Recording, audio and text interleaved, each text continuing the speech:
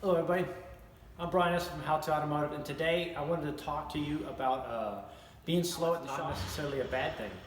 How being slow every now and then, no, not every day, but every now and then having a slow day at the shop can actually make you a lot more money. And the way you can make more money is making yourself more efficient and keeping your tools organized.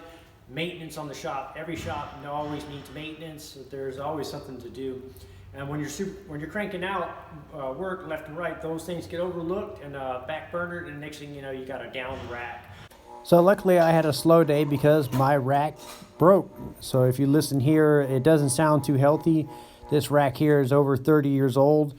Also, the pads on it need to be changed out. They're all worn out, so a slow day is perfect. Or you got something major broken in the shop, and then that's costing you a lot of time and money. So when you got a slow day, it's better to hang around the shop, fix those things, take care of those maintenance items, not play Candy Crush, do those type of things. Really utilize that time that you got to make your shop as efficient as you possibly can. Yeah, so if you're playing Candy Crush or leaving early, you're missing out on a lot of valuable time to keep your shop and keep your tools and keep those things organized.